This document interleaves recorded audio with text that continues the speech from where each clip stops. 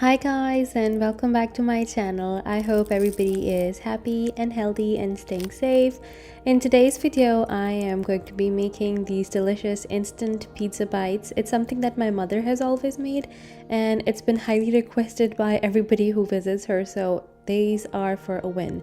The first thing to make these is a French baguette, any sort of a long bun, and then you're gonna need any sort of a ketchupy base. I'm gonna be making my no cook pizza sauce here. It's really fast, comes together pretty quick. Then I'm taking one small onion that I've sliced and one small capsicum. I'm also using one chicken breast and some shredded cheese. Now, if you have my chicken fajitas that are already frozen, you can freeze them. Use those. That's what my mother always used, and that's what I mostly use. But for the sake of the video and because I almost ran out of them, I am making them fresh. It's pretty much the same recipe. You need to make your chicken with some salt, pepper, red chili flakes, and ginger, and you need to cook them until there is no more water remaining. And make sure to taste the seasoning while you're making this because I find that my salt is a little less salty as compared to salt back home in Pakistan. Adding some lemon juice here to really brighten up the flavors. Once it's all cooked, I'm gonna add in my vegetables and I'm gonna put it aside, turn off the stove. If you don't want to use chicken, you can make it with vegetables too. Just use vegetables of your choice. Try not to use any sort of vegetable that gets really liquidy when cooked.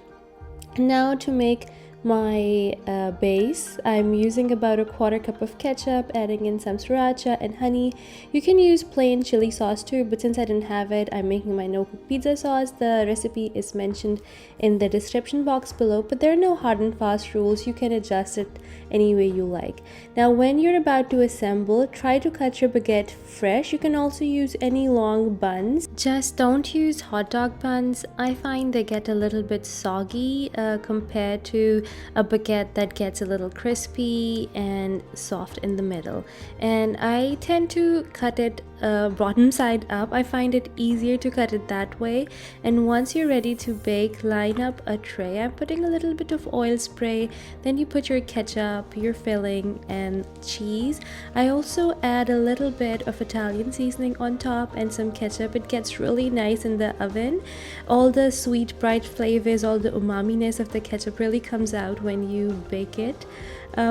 Now you're gonna bake it for 10 to 15 minutes till it's bubbly and the cheese is melting. If you don't have an oven, I know a lot of you who watch my videos do not have an oven or it doesn't work really well. You can use your microwave and your stove to make these two. Just put them in the microwave till the cheese is melting, and then transfer them to a pan. If you don't put it on a pan to crisp the bottoms, what happens is the bottom, it's gonna start getting chewy, and you don't want that. You want them to stay crisp and still soft in the middle. And even if you don't have a microwave, you can make them on a stove. Just cover the lid and let the cheese melt and you're done.